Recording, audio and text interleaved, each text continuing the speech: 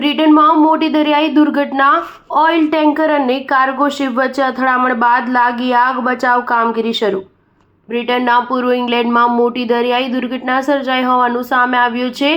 સોમવારે બ્રિટનના દરિયાઈ વિસ્તારમાં ઓઇલ ટેન્કર અને કાર્ગો શિપ વચ્ચે અથડામણ બાદ આગ લાગી હતી. ઇમરજન્સી રિસ્પોન્સની ટીમે જણાવ્યું હતું કે સમગ્ર ઘટનામાં લગભગ 32 જેટલા લોકોને સુરક્ષિત કિનારા સુધી લાવવામાં આવ્યા છે. તેમાંથી કેટલાકની સ્થિતિ હજુ સ્પષ્ટ થઈ નથી. જો કે હજુ જાણવા મળ્યું નથી કે બંને શિપ વચ્ચે અથડામણ કેવી રીતે થઈ.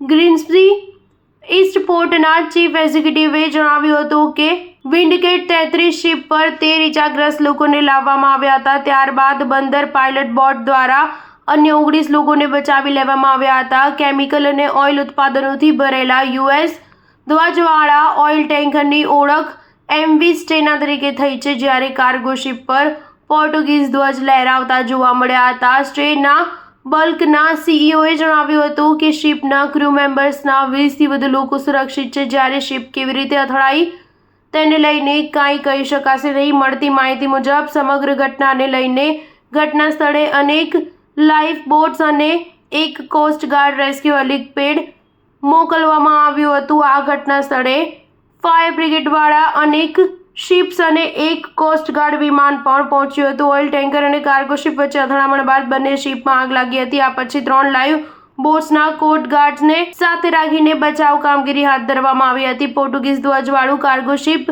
સોલોંગ સ્કોટલેન્ડના ગ્રેન્જમાઉથથી નેધરલેન્ડના રોટરડેમ તરફ જઈ રહ્યું હતું. સ્ટાર ન્યૂઝ 7 હંમેશા સચ્ચાઈની સાથે.